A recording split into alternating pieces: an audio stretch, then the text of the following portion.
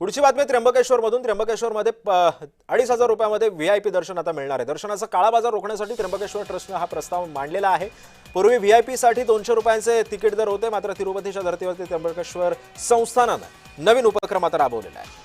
या संदर्भात मी आता जाणार आहे पुन्हा एकदा माझे सहकारी किरण कोटूर यांच्याकडे। किरण, दर्शनातला जो काही काळा बाजार होत होता याआधी तो थांबवण्याचा कुठेतरी निर्णय घेण्याचा प्रस्ताव जो आहे तो मंदिर व्यवस्थापनाने केलेला आहे। तिरुपतीच्या धर्तीवरती त्र्यंबकेश्वर संस्थानचा हा निर्णय काय माहिती आहे?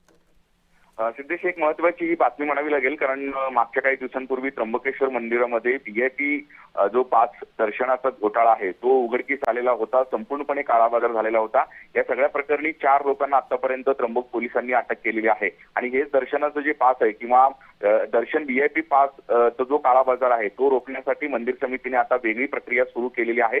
2,500 रुपये व्हीआयपी दर्शनची जी प्रक्रिया आहे, म्हणजे तिरुपतीच्या धर्तीवरती जो दर्शन एकूणच तिरुपतीमध्ये व्हीआयपी दर्शनाची जी प्रक्रिया आहे किंवा जी प्रोसेस आहे तीच प्रक्रिया त्र्यंबकेश्वर मंदिर समिती सुद्धा आता राबवण्याचा विचार करत आहे आणि पुढच्या आठवड्यापासून ही संपूर्ण प्रक्रिया सुरू करू अशा पद्धतीचं जी माहिती आहे ते विश्वस्तांकडून मिळत आहे। 2,500 रुपये देऊन व्हीआयपी दर्शन देण्याचा एक प्रस्ताव जो आहे तो त्र्यंबकेश्वर मंदिर समितीचा आहे आणि तो पुढच्या आठवड्यापासून राबवण्यात येईल अशा पद्धतीचं माहिती आहे। आणि ही संपूर्ण प्रक्रिया सुरू झाल्यानंतर जो काळा बाजार आहे तो काळा बाजार एकूणच थांबेल अशा पद्धतीचा विश्वास मंदिर समितीला आहे।